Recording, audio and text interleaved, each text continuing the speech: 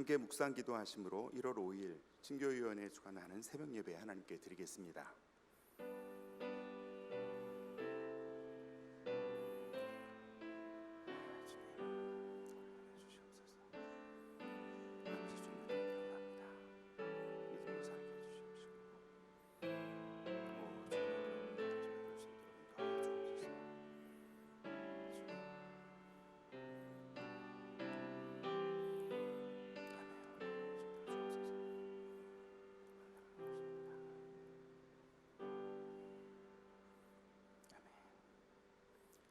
찬송가 95장 함께 찬양하시겠습니다.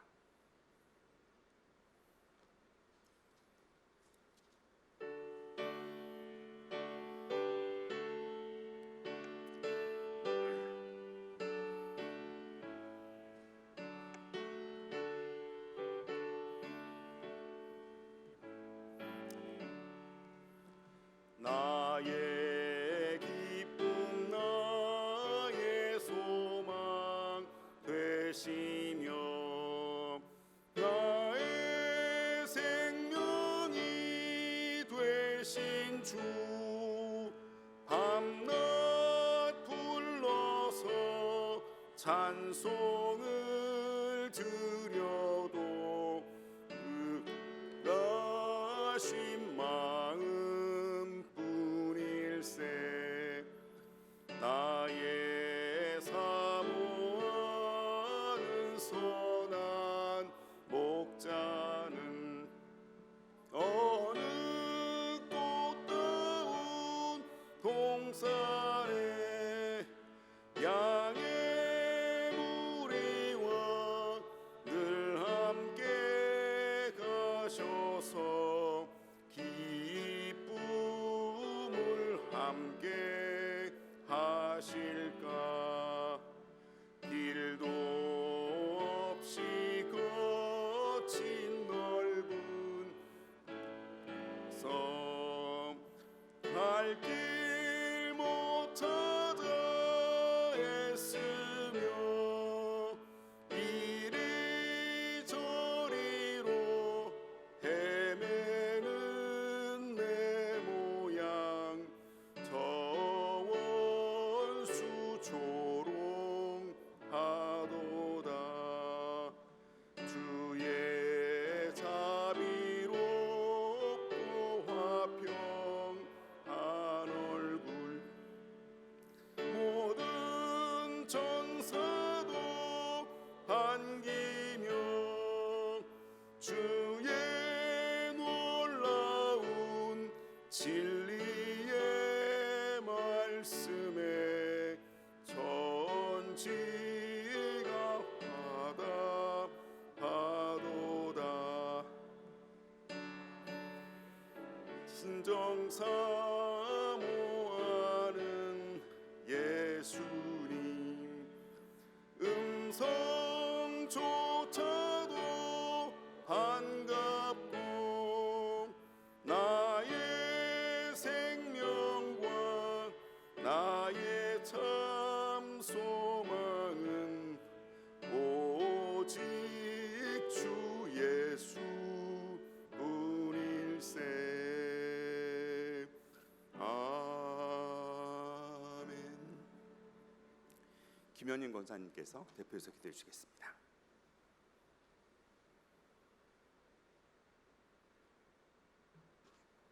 함께 기도하시겠습니다. 여호와가 우리의 하나님이신 줄 너희는 알지어다. 그는 우리를 지으시니요 우리는 그의 것이니 그의 백성이요 그의 기르시는 양이로다. 감사함으로 그 문에 들어가며 찬송함으로 그 궁정에 들어가서 그에게 감사하며 그의 이름을 송축할지어다. 아멘. 2024년 새해를 맞아 믿음을 향한 여행을 다시 새롭게 시작하게 하신 주님의 은혜를 감사합니다. 아브라함의 하나님, 이삭의 하나님, 야곱의 하나님, 요셉의 하나님이 오늘 우리의 하나님 아버지 되심을 감사합니다. 우리가 주님 앞에 말씀대로 행하지 않고 자신이 옳은 대로 행하여 자충우돌하며 모든 것이 실패였어도 주님은 우리를 괜찮다 하시며 실패의 자리에서 다시 시작하게 하신 은혜를 감사합니다. 이렇게 담임 목사님을 통해 하나님은 하나님의 방법이 있다고 가르침받게 하신 은혜를 감사합니다. 주님이시여, 오늘은 친교위원회가 주관하는 예배입니다. 위원장 최낙삼 장로님과 회원들과 온 성도님들과 함께 주님 말씀에 복종과 순종으로 나아갑니다. 보혜사 성령님이시여, 이 시간 각 사람 심령에 들어오셔서 하나님 말씀을 깊이 깨닫는 마음 되게 하시옵고 듣는 귀와 보는 눈이 열려지는 놀라운 역사가 있게 하옵소서. 거룩한 시 성동교회를 향하신 아버지의 뜻이 이루어지기를 간절히 원합니다. 우리 교회를 찾는 새가족들에게 주님이 더욱 은혜를 주시기를 원합니다. 성령님 함께하여 주사 빠른 정착을 축복하여 주시옵소서. 주님이시여, 우리에게 하늘의 지혜와 명철과 지식과 재능을 덧입혀 주셔서 우리 모두가 주님께 충성된 선한 청지기가 되게 하여 주시옵소서. 주여, 교회 안에 연약한 지체들을 위해 기도합니다. 원로 목사님을 비롯하여 여러 성도님들의 건강에 주님의 채찍에 맞으신 은혜로 나음을 입게 하옵소서. 주여, 성도님들의 가정과 일터에 형통의 은혜를 베풀어 주소서. 여러 가지 시험과 얼무와 상처받은 마음 가운데 있는 성도들을 불쌍히 긍휼히 여겨주시고 찬 평화를 주시옵소서. 주여, 나라를 위하여 구합니다. 윤석열 대통령과 모든 유정자들에게 하나님을 두려워하는 마음을 주시고 하늘의 지혜와 명철을 주시옵소서. 주여, 비옵나니 국회와 법조계와 언론과 방송에 교육의 현장에 나라 곳곳에 하나님의 사람을 세워 주시옵소서. 하나님의 사람을 세워 주시옵소서. 나라를 위해 눈물로 기도하는 성도들의 기도를 연락하여 주셔서 우리나라 대한민국을 천지를 분별하지 못하는 자들에게 맡기지 마시옵소서. 아버지, 간절히 원하고 원합니다. 주님, 이 시간 우리에게 생명의 말씀을 선포하실 우리 담임 목사님과 성령님 함께하여 주시옵소서. 하늘의 권위로 충만케 하옵소서. 이 모든 기도는 연약한 질그릇에 보배를 담아주신 예수님의 이름으로 기도하였습니다. 아멘.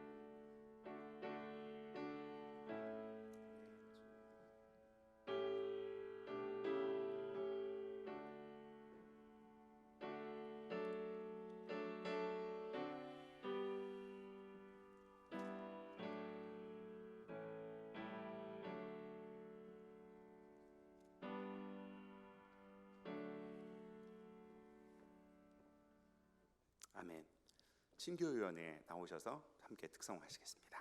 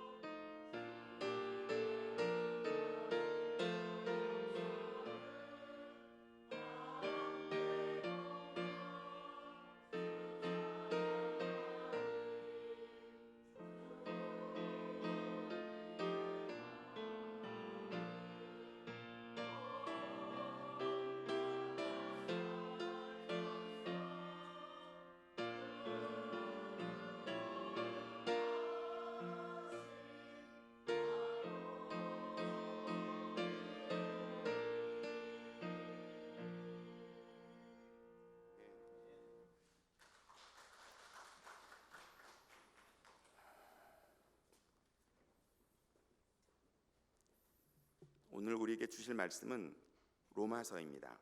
로마서 1장 16절과 17절 말씀입니다. 로마서 1장 16절과 17절 말씀 함께 읽겠습니다. 16장 17절 시작. 내가 복음을 부끄러워하지 아니하노니 이 복음은 모든 믿는 자에게 구원을 주시는 하나님의 능력이 됨이라. 먼저는 유대인에게요 그리고 헬라인에게로다. 복음에는 하나님의 의가 나타나서 믿음으로 믿음에 이르게 하나니 기록된 바 오직 의인은 믿음으로 말미암아 살리라 함과 같으니라. 아멘. 이 시간 믿음에서 믿음으로라는 제목으로 목사님께서 말씀 전해 주시겠습니다. 네, 서로 인사하겠습니다. 잘 오셨습니다. 안 피곤하시죠? 인사 좀 하세요. 안 피곤하시죠? 피곤하시구나. 네, 저도 신앙생활하면서 이제 몸이 제일 힘든 게 적응하기 전까지는 제일 힘든 게 새벽기도가 아니었나 생각을 하고요. 뭐 금식기도나 뭐 단식기도도 있는데 이건 그래도 그냥 금방 지나가는 건데 이제 새벽기도를 이제 안 하다가 하면 3일, 4일 지나면서 이게 좀 되게 힘들어요. 근데 이제 힘든 건 힘든 거고 힘들어도 내일이 끝입니다. 전 이런 게 좋아요. 지나가더라다 뭐든지 힘든 것도 지나가고 뭐 좋은 것도 지나가고 그러니까 나중에 이렇게 있잖아요. 이런 생각을 제가 늘 가지고 살다 보니까 욕심 부릴 게 없어. 너무 낙심할 것도 없고 지나가니까 5해 만에 지나가든 5년 만에 지나가든 결국은 지나가더라. 그런데 내일 이 말씀을 나눌 거긴 한데 지나가고 남는 게 하나 있는데 그런 게 다 지나가면서 남는 게 하나 있는데 그게 뭐냐면 내가 주님을 얼마나 닮았느냐 닮아졌느냐 그런 거 다 하나 지나가고 나서 결국에 하나 남는 건 내가 우리 주님을 얼마나 닮은 사람이 되어져 있느냐 이거 하나 남는 것 같아요. 나는 안 지나가니까 죽기 전에는 죽어도 그동안 길들여왔던 주님 앞에 길들여왔던 나는 들고 가는 거 아닙니까? 그죠? 주님 앞에 심판받을 때도 그러니 여러분 이 모든 일들을 통해서 우리 예수 그리스도를 닮때 참 많이 닮은 사람 되어서 하나님 나라에 서시기를 주님의 이름으로 축복합니다. 여러분 아브라함과 같이 바라볼 수 없는 중에도 바라볼 수 있는 믿음 있기를 바랍니다. 그리고 이삭과 같이 모든 것을 주님께 맡겼기에 평안함을 누리는 믿음 있기를 바랍니다.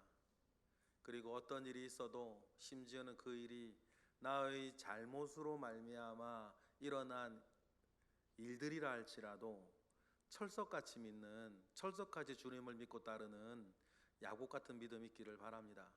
그리고 어떤 일들이 나한테 생긴다 하더라도 그 안에서도 주님과 동행하여 여러분이 베델에 서야 하는 사람이면 결국 주님은 여러분을 베델에 세울 것이니 그 과정에서 주님과 동행하는 믿음, 그 믿음 우리 모두에게 있기를 주님의 이름으로 축복합니다. 결국 하나님의 열심히 이 일을 이룰 것입니다. 교회에서 제일 많이 듣는 이야기 중에 하나가 단어 중에 하나가 믿음일 텐데 믿음을 조금 구분하는 게 좋습니다. 첫 번째는 구원하는 믿음입니다. 죄로 말미암아 모든 사람이 죄와 사망의 권세 아래에서 죽게 되어져 있고 그 죄와 사망의 권세 아래 불의한 자가 되어서 하나님과 동떨어져 있는 죽어가는 인생을 예수 그리스도 안에서 다시 의롭게 하시고 하나님과 구별되어져 버린 우리들을 다시 하나님과 연있게 하여서 구원하고 죄와 사망의 권세 아래 죽어가고 있던 두려워하던 사람들을 성령과 생명의 법 아래에 옮겨가시는 일, 이거에 뭡니까? 구원하는 믿음. 구원하는 믿음. 그런데 여기 있는 거의 대부분의 절대 다수의 거의 모든 분들은 구원하는 믿음 속에 지금 구원 받으신 분 아닙니까? 그러면 믿음은 뭐냐? 그 다음에 우리가 바라볼 수밖에 없는 중에도 바라는 믿음이니 철석 같은 믿음이니 맡기고 평안을 누리고 동행하는 이런 모든 것들은 어떤 믿음이냐면 우리를 살게 하는 믿음이에요. 믿음은 두 종류, 구원하는 믿음이 있고 우리를 살게 하는 믿음이 있다.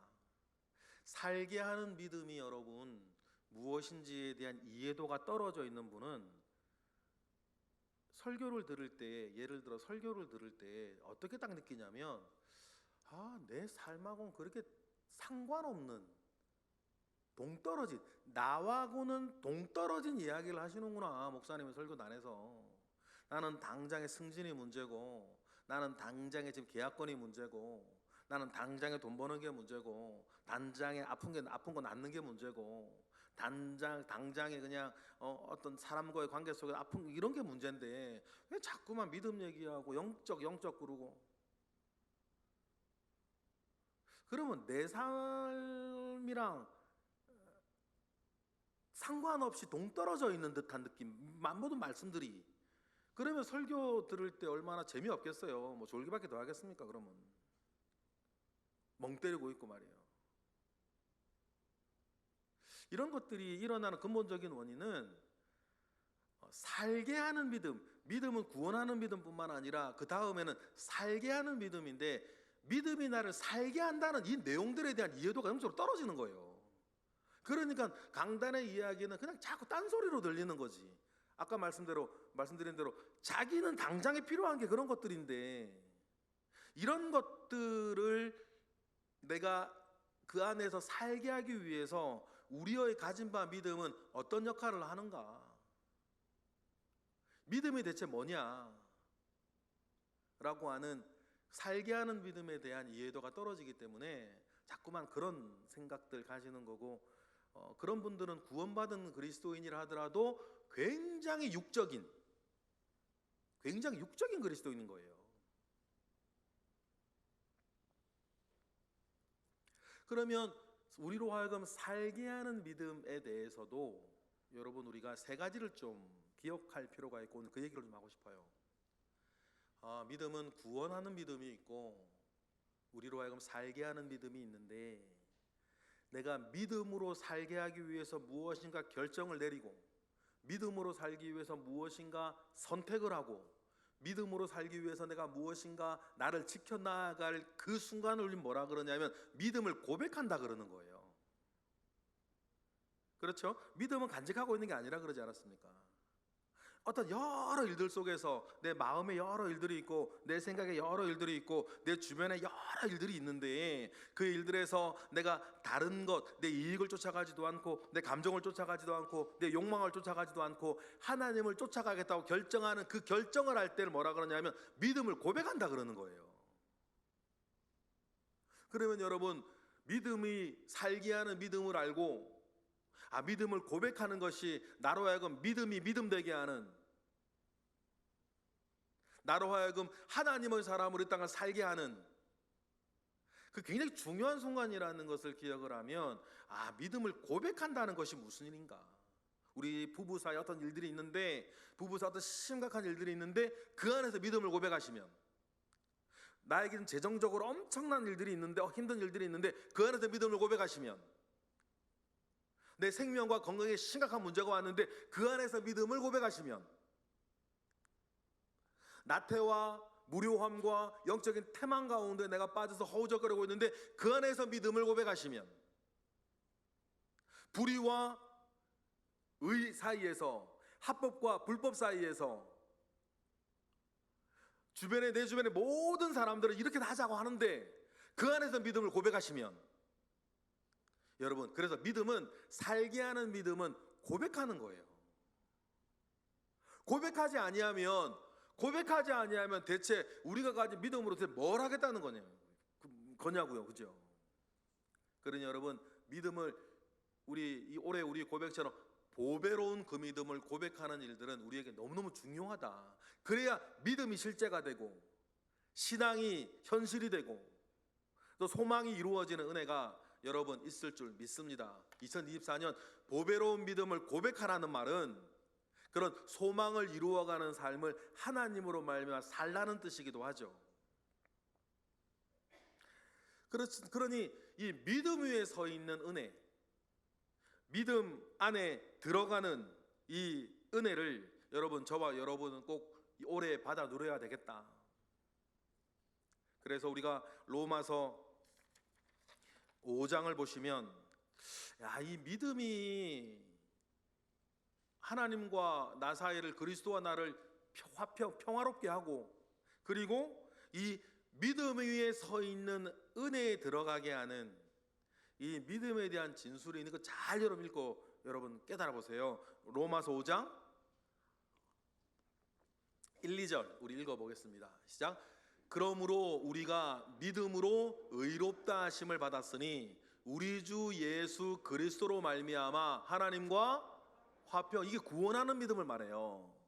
2절 또한 그로 말미암아 우리가 믿음으로 서 있는 은혜에 들어감을 얻었으며 하나님의 영광을 바라고 즐거워하느니라. 믿음으로 서 있는 은혜에 들어간, 이건 살게 하는 믿음을 말한단 말이에요. 믿음은 두 종류, 구원하는 믿음, 살게 하는 믿음. 그럼 이 모든 믿음들은 어떻게 생기냐? 우리가 잘 아는 말씀 로마서 10장 17절. 이런 믿음을 구원하는 믿음이나 살게 하는 믿음이나 이 믿음은 도대체 어떻게 생길까? 기적 아닙니다, 여러분. 아이고, 때로는 답답한 마음 가운데 하나님한테 기적을 보여주셔서 저 사람 믿게 해달라고 뭐 이런 답답한 마음에 그런 거 할 때 있죠. 저도 그런 마음이 많이 가졌어요. 그러나 아무리 곱씹어봐도 기적이 믿음을 일으키는 건 아닌 것 같아요. 그럼 베세다 광야에서 오병이어 기적 일으킨 사람들은 주님을 떠나지 말았어야지. 베세다 광야에서 오병이어를 기적해서 예수를 막 쫓아가던 사람들이 나중에 직후에 가버나움에서 주님 만났을 때에 주님의 생명의 떡이니 이런 얘기하니까 이 말씀은 어렵다고 다 떠나버렸잖아요. 그 사람들은 말씀 들을 생각은 없고 기적만. 그러면 여러분, 이 믿음은 구원하는 믿음이든 살게 하는 믿음이든 이 믿음은 여러분 잘 아시다시피 언제? 로마서 10장 17절 시작. 믿음은 들음에서 나며 뭐를 듣는다고요? 들음은 그리스도의 말씀으로 말미암는 것이다. 그래서 여러분,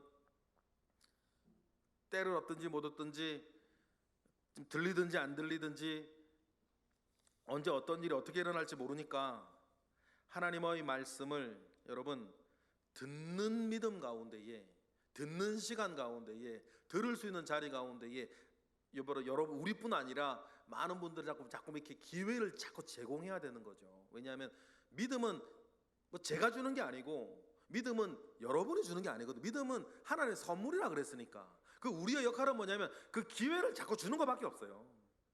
그 어느 날 어떤 방식으로든 하나님께서 그 선물, 믿음이라고 하는 선물을 구원이 필요한 사람에게는 구원받는 믿음을 주실 거고, 그걸 우리는 은혜 받는다 그러는데 살게 하는 믿음을 우리에게 또 주시는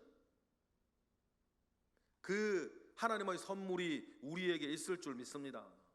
그러면 살게 하는 믿음을 가진다라고 했을 때, 살게 하는 믿음도 여러분 좀 두 종류, 세 종류 있는 것 같아요. 첫 번째, 좀 이상하게 들을지 모르겠는데 좀 잘못된 믿음이에요. 우리 가운데 여러분 그런 분 왕왕 아주 흔하게 있을 수 있어요. 좀 잘못된 믿음을, 이단을 얘기하는 게 아니에요. 좀 잘못된 믿음과 잘못된 영적인 지식 가운데에 살아가고 있는 사람들이 있어요. 그 대표적인 사람이 누구냐면 사도 바울 같은 사람이에요. 로마서 10장 2절에 보면 사도 바울이 복음을 막 진술을 하면서 자기 이야기를 하나 해요. 그 자기 이야기죠. 자기의 옛날에 대해서 뭐라고 얘기를 하냐면 로마서 10장 2절이에요. 읽어볼게요. 다 같이 시작. 내가 증언하노니 그들이 하나님께 열심히 있으나 올바른 지식을 따른 것이 아니라고 하는 거예요. 지금 거짓 교사들에 대한 이야기를 하는데 사실 자기 이야기들을 해요. 하나님에 대한 뭐가 있어요? 열심히 있어요. 그런데 잘못된 지식을 가지고 한다는 거예요. 자기도 그랬죠. 다메섹으로 가는 길 우리 예수님 거기서 만나기 전에 이 바울이 사울일 때 이름이 하나님을 몰랐나요? 알았단 말이에요. 그런데 하나님이 하시는 일은 몰랐어요. 바울은 옆에 있으면 되게 피곤할 사람인 것 같긴 해요. 제가 봐도 지금 여러분들 옆에 있으면 바울은 굉장히 피곤한 사람. 왜냐하면 너무 막 불같은 사람이고 열정적인 사람이고 막 그냥 나를 따르라 막 이런 사람이니까 같이 물결을 타는 사람이 아니라고 하면 옆에서 되게 성가시거나 되게 힘든 사람. 그러나 그런 사람이기에 뭐든지 그렇게 열심히 하는 사람이었기에 정말 놀라운 일들을 결국 하나님께서 하게 하시죠. 그러니 예수 믿기 전에도 그냥 여호와 하나님만 알고 있을 때에도 바울이 얼마나 열심히 했겠어요. 아시다시피 바울이 그 열심 가운데에 스데반이 죽는 그 장면을 보면서 마음 한켠에서는 좀 뭐지? 스데반의 죽는 장면이 하나님께서 어떻게 보면 먼저 주신 은혜였거든요. 그때 옷을 맡은 자, 이 모든 건 하나님 앞에 정당하다라고 하는 것을 보증하는 자리예요. 돌 던져 죽이는 사람들의 겉옷을 맡고 있다는 것은 이 모든 일들은 하나님 앞에 정당하다는 것을 보증하는 사람인데, 그러면 이 일이 하나님 앞에 정당하다는 것을 보증하는 사람이라고 한다면 여러분 그때 한 사도 바울은 나이가 30살 됐을 것 같은데, 그러면 사람들 앞에 무엇인가 정당하다는 것을 보증해 줄 수 있는 좀 위치가 있다는 거예요. 스데반의 죽는 장면을 보면서 그 스데반이 정말 죽음으로써 사도 바울을 전도한 거라고 저는 보는데, 이상하다는 걸 느꼈을 거예요. 좀 이상한데? 저 뭐지 저 사람 저거? 그런 걸 느꼈지만 그건 한켠의 느낌이고, 스데반이 죽을 때에 사도 바울은 사울은 어떻게 생각했습니까? 사도행전 8장 1절에 다 같이 시작. 사울은 그가 죽임당함을 마땅히 여기더라. 그리고는 뭐예요? 그날에 예루살렘에 있는 교회에 큰 박해가 있어 사도 외에는 다 유대와 사마리아 모든 땅으로 터지는 예루살렘 교회의 대박해가 일어나게 되는데, 어쨌든 그 일 직전에 스데반이 돌 맞아 죽는 장면을 보면서 사도 바울은 뭐라고 생각했다 그랬어요?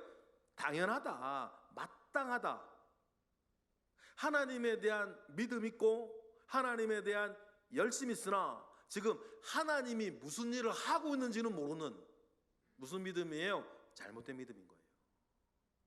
여러분 간혹 우리도 지금 이 읽은 사울처럼 큰 판에서 그러지는 않는데, 여러분들의 마음 속에서, 여러분들의 생각 속에서, 여러분들의 삶의 결정 속에서 이런 하나님이 기뻐하시지 않거나 하나님이 싫어하시거나 하나님과는 상관없는 일 속에서 잘못된 믿음을 가지고 그것을 이렇게 따라가는 그런 일들이 있을 수 있습니다.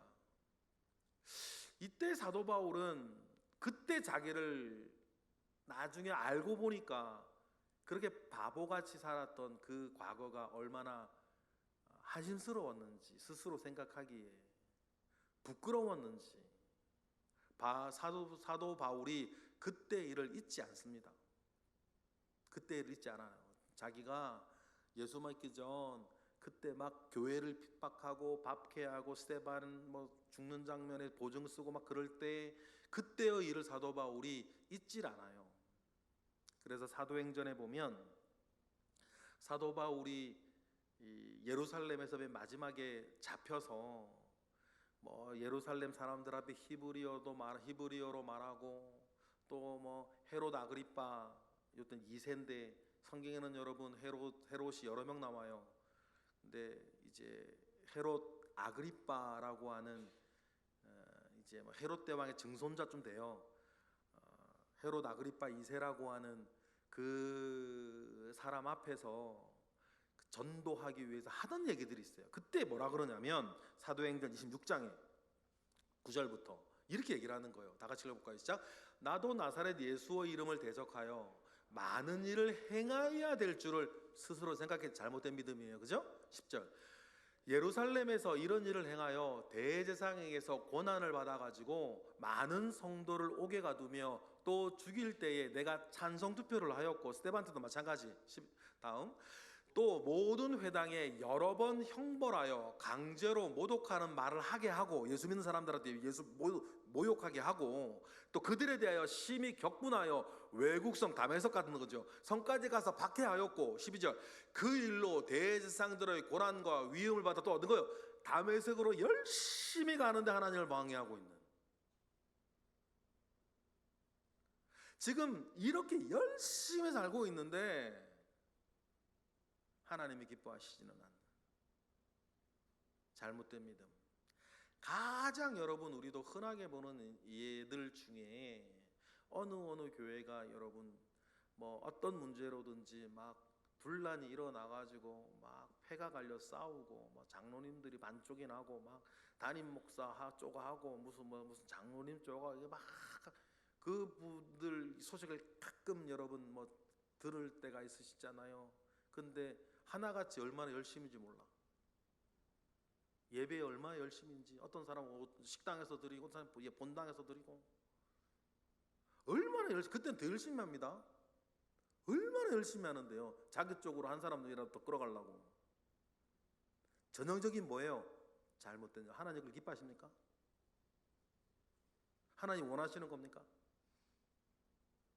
자기 의와 자기 논리와 자기 이해관계에 빠져가지고 하나님이 이 일에 대해서 어떻게 생각하는 전혀 상관없고 얼마나 열심히 합니까?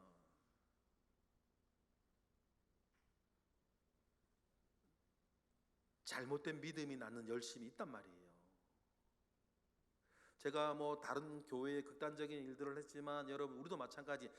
잘못된 열심 가운데에, 잘못된 믿음 가운데에 열심히 할 때가 있어요.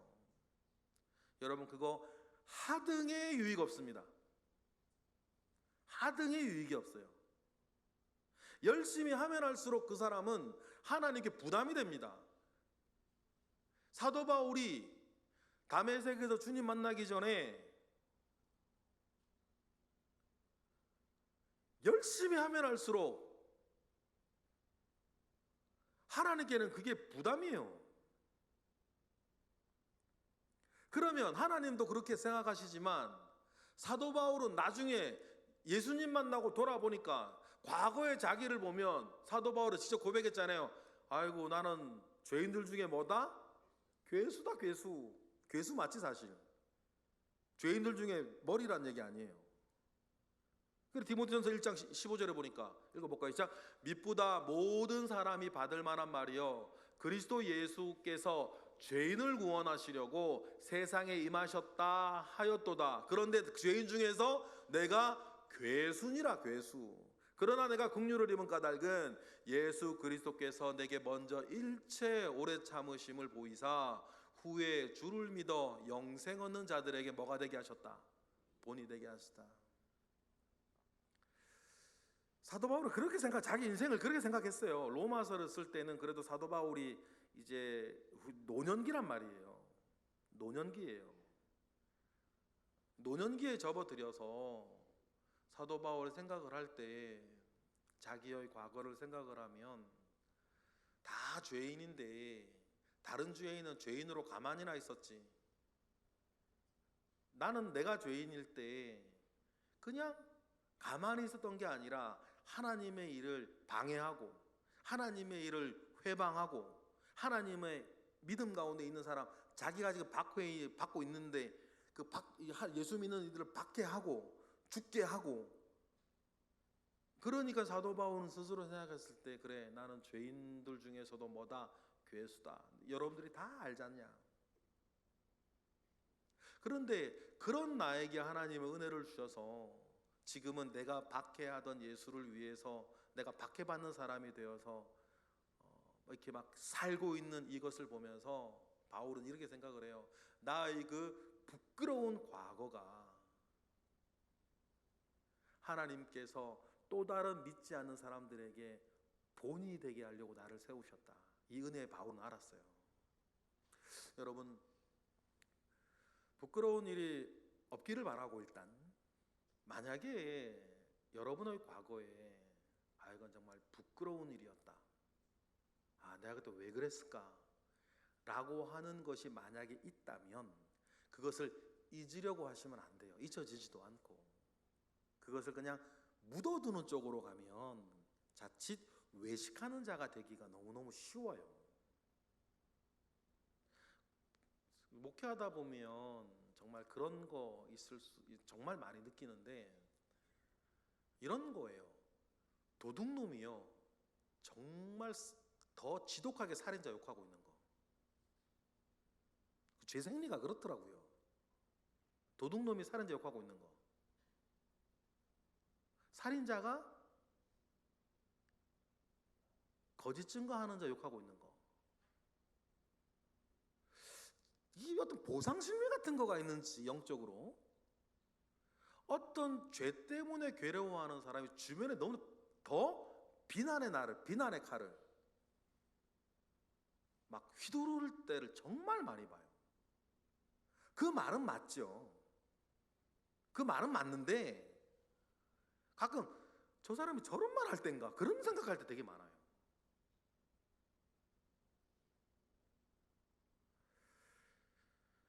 그러니 여러분, 과거의 부끄러움이 있으면 그것을 잊거나 감추거나 그런 방향으로 가면 외식하는 자 되기 되게 쉽다.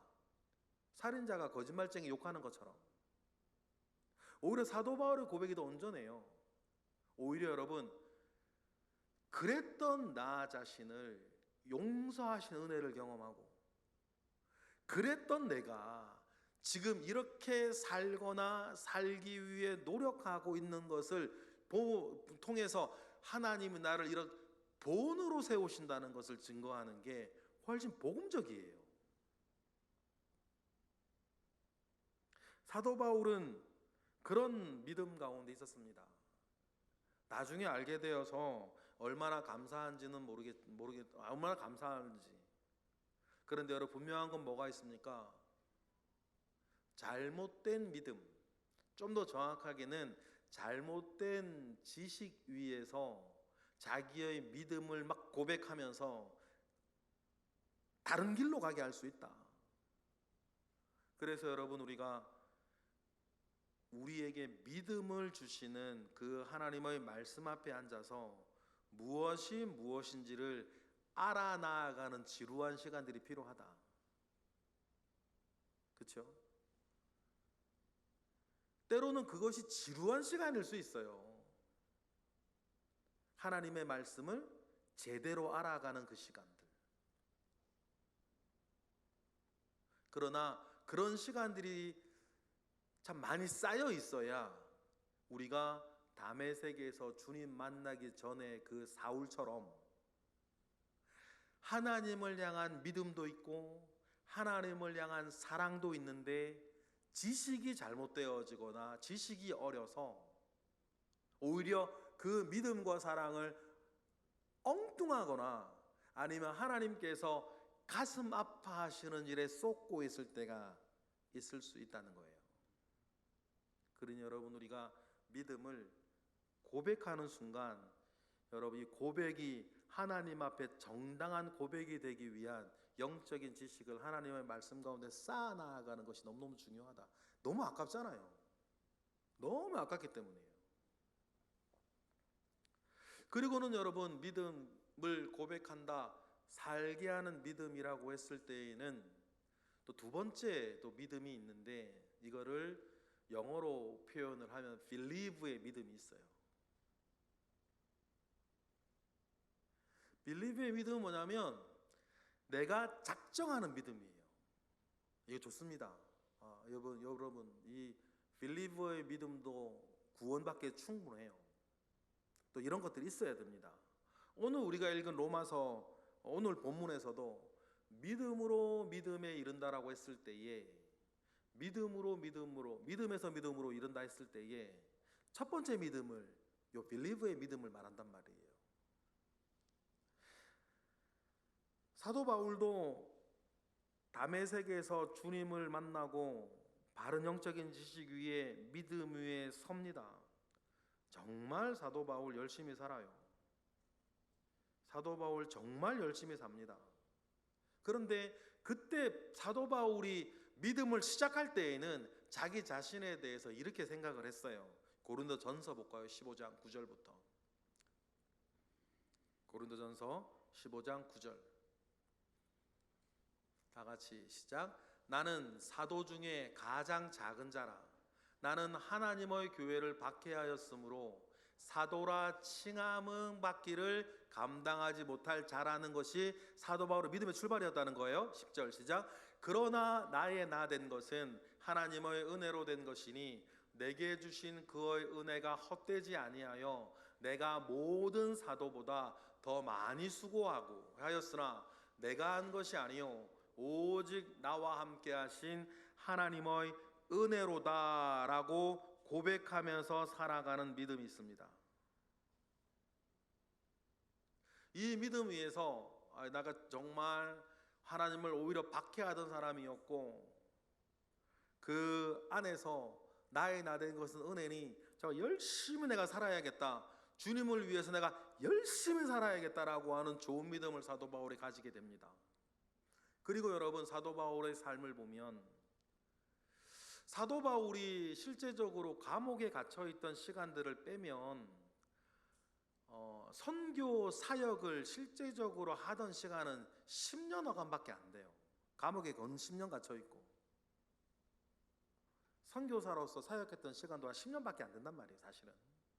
그런데요, 제가 이걸 보고 참 늘 지나가던 말씀이었는데 문득 생각을 해봤어요.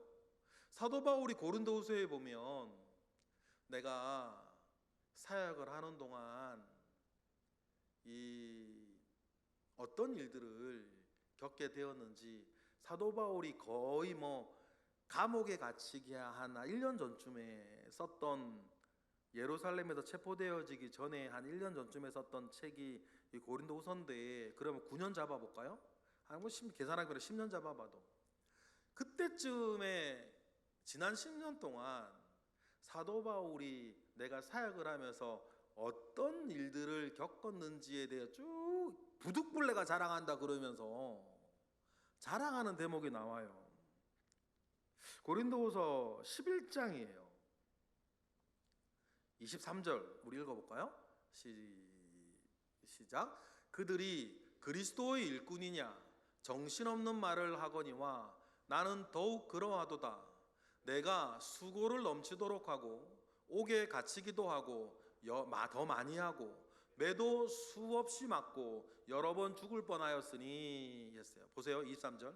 그 10년의 시간 가운데에 사도 바울이 옥에 갇히기도 하고 더 많이 했대요. 옥에 갇히기를. 몇 번인지는 다 알 수는 없어요. 우리가 알고 있는 거는 그렇게 많진 않아요. 그런데 우리가 알고 있는 빌립보에서의 그 감옥 외에도 여러 번 있었나 봐요. 근데 매도 어떻게 해요? 수없이 맞았대요. 근데 매 맞는 수없이 맞는 매들 중에서 정말 죽을 뻔 맞는 매들이 있었는데 그 매들이 기사 이렇게 얘기를 해요. 유대인들에게서 어떻게 해요? 40에 하나 감한매를 몇 번? 5번. 40에 하나 감한매는요 두 가지 의미가 있어요. 그 23절 24절이요. 네, 40에 하나 감한매를 5번 맞았다 그랬는데 이 40에 하나 감한매라는 것은 40대 맞으면 죽는다는 얘기도 있고 그 인격을 완전히 무력화시킨다는 얘기도 있어요. 근데 40에 하나 감한 매를 칠 때 여러분 고중에 보하면 그 40에 하나 감한 매를 칠 때 우리나라로 따져 곤장이 제 키 2배 정도 되는 거예요. 제 키 2배. 그러면 이게 보통 매가 아닙니다, 여러분. 한 3m짜리 되는 그 매를 치는데 여러분 요만한 우리가 여러분 당뇨교 때로 남자분들 고등학교 때 엉덩이 여러 번 맞아 보셨나요? 저만 맞았나?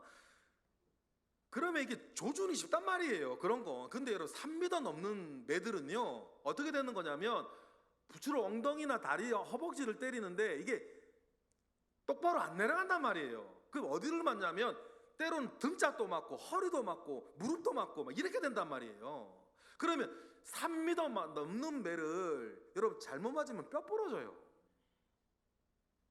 그래서 이 40에 하나 감한 매를 맞을 때에 39대까지 못 가는 사람들이 많았어요. 살이 터지고 뼈가 부러지고 막 그러기 때문에 그런 매를 여러분 5번을 맞았다는 거 아니에요. 그뿐입니까? 또 다음 3번 태장으로 맞고, 태장으로 맞는다라고 이 키는 이제 사람 저보다 좀 더 큰 키, 이거는 그냥 성인 남자가 있는 힘껏 내는 우리나라 곤장 같은 그런 태장으로 3번을 태장으로 맞았대요. 한 번은 루스라겠죠? 한 번은 돌로 맞고. 그러면 여러분 수없이 매를 맞았는데 죽을 뻔 매를 맞은 건 몇 번이에요? 5번에 3번에 돌로 한 번에 9번이에요. 10년 계산해 봅시다. 제가 돌로 맞는 거, 돌 하나, 돌멩이 아니잖아요, 그죠? 돌멩이 아니에요. 이렇게 던지는 돌멩이 아닙니다. 그러면 사람 죽으라고 던지는 그 돌멩이들에 제가 야구공 여기 손가락에 하나 맞고 4개월 가더라고요. 야구공에서 약지 한 번 맞고 4개월 갔습니다.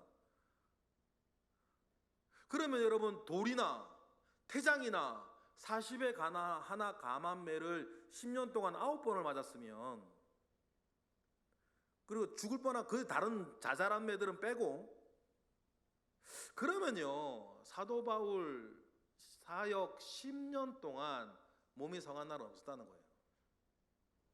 몸이 성한 날이 없었어요. 멀쩡하게 걸어가는 날 없었습니다.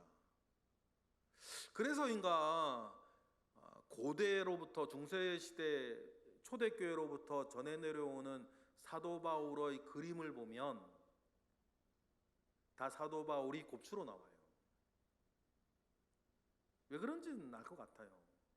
40에 하나 감한 매 같은 거는요, 그런 거 맞으면 엉덩이로만 떨어지지 않는다 그랬죠. 허리 맞아 허리 부러지는 거거든요. 그러면 뼈가 부러지면, 여러 뼈 부러져 보셨죠? 그때 한참 맞을 때, 말이 좀 이상한데 한참 맞을 때 사도 바울이 나이가 50대란 말입니다.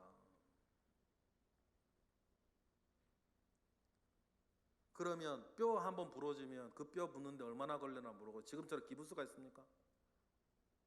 뼈 잘 붙는 분은 약이 있나요? 몸이 성한 날이 없었어요. 그래서 제가 사도 바울은 감옥에 있었던 게 편하겠다. 감옥에 있는 날이 오히려 편한. 계속 읽어볼까요? 25절 시작. 또 3번 태장으로 맞고 1번 돌로 맞고 3번 파선하고 일주야를 깊은 바다에 지내기도 하고, 26절 여러 번 여행하면서 강의 위험과 강도의 위험과 동족의 위험과 이방인의 위험과 시내의 위험과 광야의 위험과 바다의 위험과 거짓 형제 중의 위험을 당하고, 또 수고하며 애쓰고 여러 번 자지 못하고 줄이며 목마르고 여러 번 굶고 춤고 헐벗었다. 10년 동안. 사도 바울이 부잣집 도련님입니다. 사도 바울이 부잣집 도련님이에요. 그러니 예루살렘 유학도 가고, 사도 바울 아버지가 퇴역 군인으로 로마 시민권자였고 또 다소에서 장사를 너무 잘해서 부잣집 도련님이었어요. 고생 모르고 자랐습니다, 사도 바울.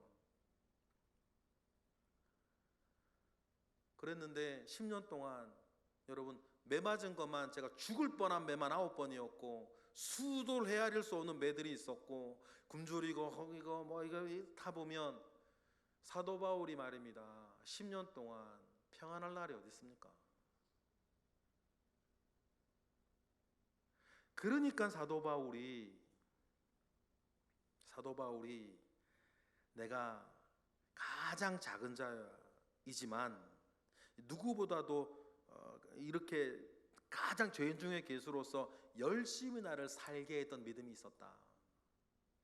여러분 이런 정말 열심히 주를 쫓아가는 어떤 일이 있어도 열심히 주를 쫓아가고 작정하고 살아가는 여러분 이 페이스의 이 빌리버의 믿음이 우리 가운데 있기를 바랍니다. 좋은 믿음이에요. 그리고는 믿음에서 믿음으로 우리를 이끄신다 하셨을 때에 그리고는 그 빌리버의 믿음 위에 하나님이 채워주시는 하늘로부터 내려오는 믿음이라는 게 있어요. 그걸 뭐라 부르냐? 페이스라 그러는 거예요. 빌리버의 믿음이 있으면 페이스의 믿음도 있다. 그러면 사도 바울이 자기는 나는 지극히 작은 자요, 죄인 중에 괴수요, 정말 난지 뭐 이렇게 뭐 몇 개월 만에 뭐 이렇게 태어난 자요, 막 그렇게 살고 있는데 그런 하나님, 그런 바울에게 하나님이 채워주시는 그 은혜들이 있어요. 그러면서 하나님께서 그에게 채워주시는 믿음 가운데에서 사도 바울은 점점 자기 자신에 대해서 다음의 것들을 느낍니다. 페이스 안에서 11장 고린도후서 11장 5절에 보니까 이렇게 얘기를 하는 거죠. 다 읽어볼까요? 시작. 나는 지극히 크다는 사도들보다 부족한 것이 조금도 없는 줄 생각하노라. 내가 비록 말에는 조라나 지식에는 그렇지 아니하니 이것을 우리가 모든 사람들 가운데서 모든 일로 너희에게 나타내었도다. 내가 설교는 좀 못한다 하더라도 주를 위해 살아가는 이 모든 시간 속에서 내가 크다고 하는 사도들보다 조금도 부족하지 아니하다는 것을 누가 알려주는 거예요? 하나님이 알려주시는 거예요. 하나님 믿게 하시는 거죠. 똑같은 얘기를 또 합니다. 고린도후서 12장 11절 다 같이 시작. 내가 어리석은 자가 되었으나 너희가 억지로 시킨 것이니 나는 너희에게 칭찬을 받아야 마땅하도다. 내가 아무것도 아니나 지극히 크다는 사도들보다 조금도 부족하지 아니한 사람이라는 것을 하나님이 알게 하시는 거예요. 이걸 뭐라 그런다? 페이스의 믿음이라 그런다. 여러분 이러한 믿음 위에 살아가던 사도 바울을 여러분이 기억하십시다. 잘못된 믿음 위에 서 있지 않기를 바라고 또 빌리브의 믿음 가운데 열심히 여러분 살아가 보십시오.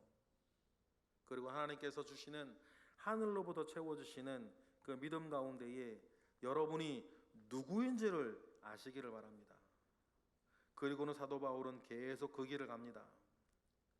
사도 바울의 삶을 이렇게 보면서 참 가슴 아픈 장면, 참 슬픈 장면이 뭐냐면 밀레도에서 에베소의 장로들을 만날 때예요. 사도 바울이 에베소에서 사역을 너무 잘하지 않습니까? 큰 부흥이 일어나서 여러분 상상해 보시겠어요?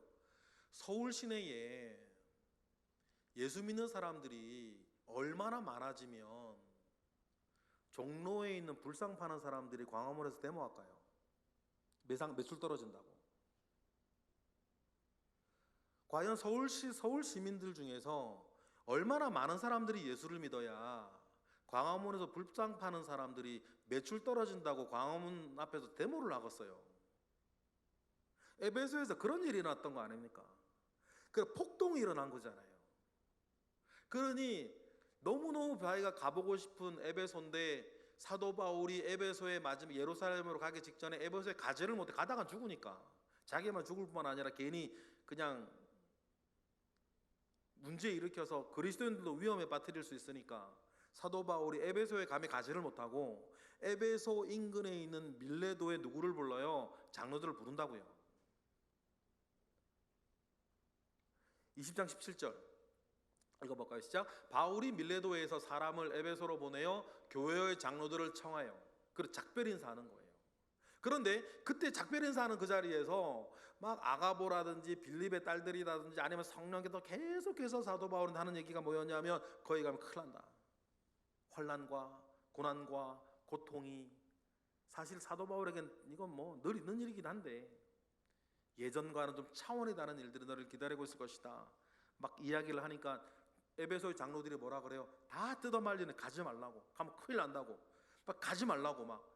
모든 사람들이 사도 바울 팔다리 붙잡고 늘어지면서 가지 말라고 매달리는데 그때 사도 바울이 여러분 말하는 게 있지 않습니까?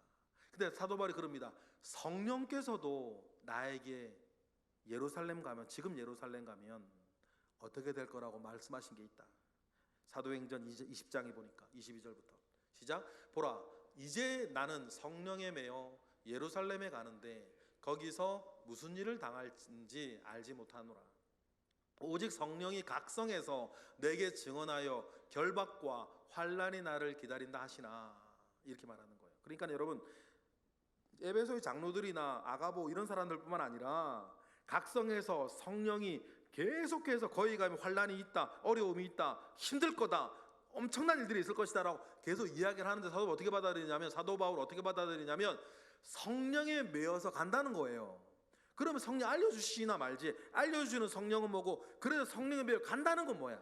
그럼 사도 바울은 그 모든 환난이 기다린다는 걸 어떻게 이해했을까? 바울아 그래도 가겠냐?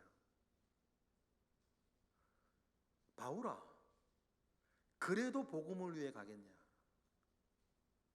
바울아 그래도 예수를 위해 나를 위해 가겠냐?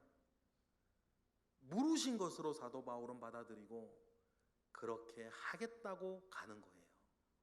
그리고는 뜯어말리는 에베소 장로들한테 뭐라 그러니까 유명한 말씀이죠. 20장 24절 시작. 내가 달려갈 길과 주 예수께 받은 사명 곧 하나님의 은혜의 복음을 증언하는 일을 마치려 하면은 나의 생명조차 조금도 귀한 것으로 여기지 아니하노라 하고 가는. 여러분 2024년 이런 믿음 저와 여러분에게 있었으면 좋겠습니다. 사도 바울이 말만 이랬을까요? 결국 이 말을 하고 한 7, 8년 지난 뒤 사도 바울이 정말 죽게 됐습니다. 우여곡절 끝에 로마에 가가지고 사실은 죽을 일은 아니었지 않습니까? 예수님도 그렇고 바울도 죽을 일이 아니었단 말이에요. 근데 역사적으로 여러분 잘 아시다시피 네로 황제가 로마에 불지르는 바람에 누명을 누구한테 씌워요? 그리스도인들한테 씌운단 말이에요. 그때 이게 웬 떡? 그리스도인들 중에 이 제일 유명한 사람이 이미 감옥에 있네? 네로 입장에서. 네로 황제가 만만한 사람이 아닙니다, 여러분. 누명을 그리스도인들한테 세울 때 그리스도인들 지도자 이름들 200명을 딱 로마 군인들한테 줘요. 거기에 베드로도 있고 바울도 있습니다. 그런데 베드로 바울 조사해 보니까 이 바울이라는 사람 감옥에 있네. 그러면서 바로 어떻게 돼요? 사도 바울에게 참수형이 내려집니다. 로마 시민 그런 걸로 안 죽거든요. 어처구니 없는 일로 자기에게 참수형이 떨어졌을 때 자기가 잡히기 전에 에베소 장로들에게 했던 이야기가 그냥 자기 말뿐이 아니라 정말 자기의 믿음의 고백이라는 것을 증명해내는 그 이야기가 디모데후서에 나오잖아요. 자기의 죽음이 모르겠어요. 이거 얼마 직전에 한 것 같은데 자기의 죽음이 결정되어졌을 때 디모데후서에서 자기가 죽게 되었다는 이야기를 듣고 에베소에서 목회하던 디모데가 시험에 들러서 사도 바울이 야 디모데는 정신 차려라 라고 하면서 자기의 죽음을 받아들일 때 했던 이야기 여러분 아시죠? 디모데후서 4장 6절 8절 잘 아시는 거예요. 다 같이 읽어볼까요? 시작. 전제와 같이 내가 벌써 부어지고 나의 떠날 시각이 가까웠도다.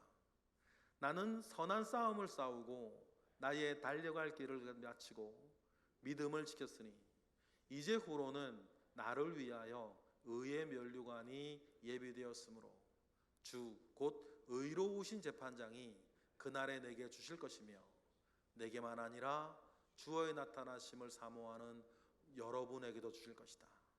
디모데에게도 주실 것이다. 그러니까 사도 바울이 에베소의 장로들에게 했던 이야기는 말뿐이 아니라 자기가 죽기 직전에도 하는 자기의 믿음의 고백이었던 거예요.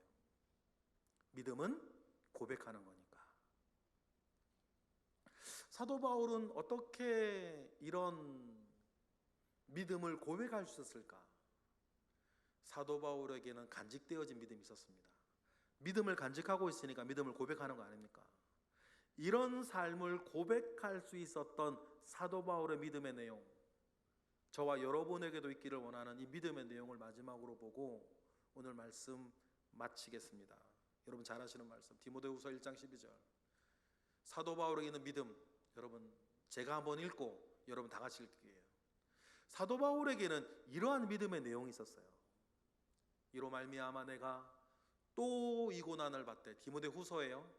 그러면 이 고난은요 자기의 참수형을 말합니다. 내가 또 이 고난을 받되, 부끄러워한다는 거는 뭐 무서워하지 않는다는 뜻도 있어요. 부끄러워하지 아니함은 믿음의 내용 뭐다? 내가 믿는 자를 내가 안다. 또한 내가 의탁한 주님께 맡긴 모든 것을 그날까지 그가 능히 지키시는 것을 내가 확신한다. 여러분 이 믿음이 간직되어 있었어요. 저와 여러분에게 있어야 돼. 여러분 이게 자기 죽음을 받아들이면서 하는 믿음이라는 거예요. 그러면 자기가 맡긴 거에는 죽는 것도 있어요. 죽음 뒤에도 있습니다. 이러한 믿음이 저와 여러분에게 간직되어져 있고, 이러한 믿음이 말로뿐 아니라 삶으로도 고백되어지는 2024년 되기를 바랍니다. 우리 마지막으로 읽어볼까요? 시작. 이로 말미암아 내가 또 이 고난을 받되 부끄러워하지 아니함은 내가 믿는 자를 내가 알고 또한 내가 의탁한 것을 그날까지 그가 능히 지키실 줄을 내가 확신함이라. 여러분 이 믿음 가운데 2024년 가시기를 바랍니다. 흔들리지 마세요.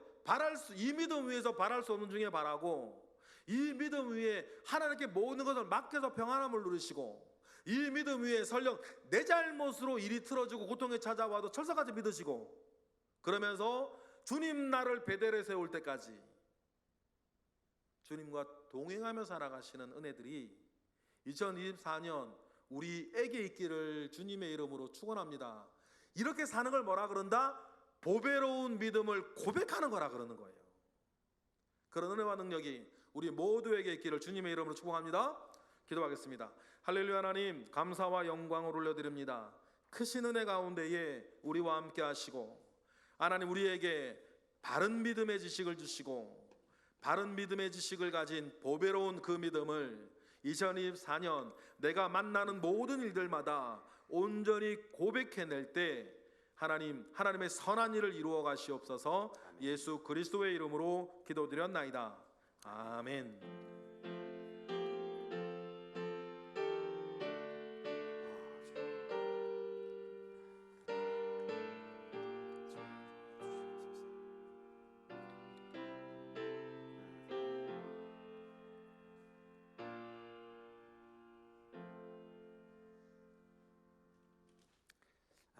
찬송가 399장입니다. 찬송가 399장 하나님께 드리겠습니다.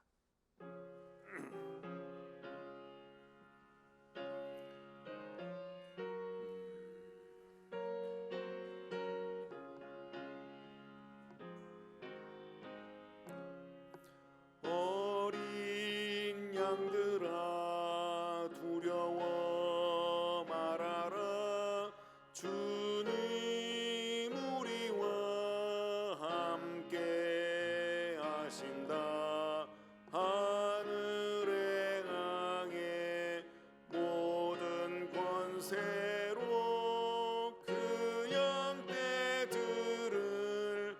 항상 지키신다. 오직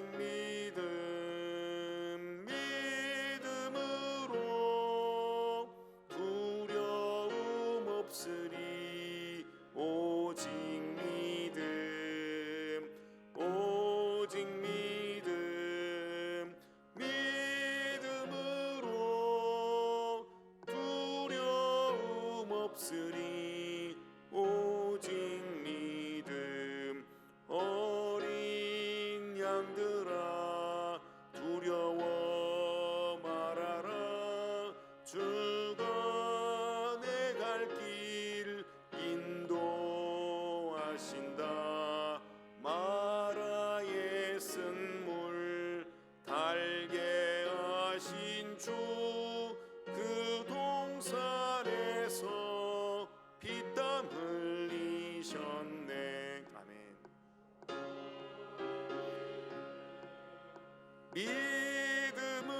믿음으로 두려움 없으리. 오직 믿음, 오직 믿음, 믿음으로 두려움 없으리. 오직 믿음. 어린 양들아 말하라. 주님 언제나 함께 하신다. 고난과 역경 환난 중에도 능력의 주님 너를 지키신다. 오직 믿음, 믿음으로 두려움 없으리. 오직 믿음, 오직 믿음, 믿음으로 두려움 없으리. 오직 믿음. 아멘. 목사님께서 광고해 주시겠습니다. 평상시 새벽기도 안 하시던 분들은 좀 많이 피곤하시죠? 저도 역시 매일매일 주일 오전 예배 같은 말씀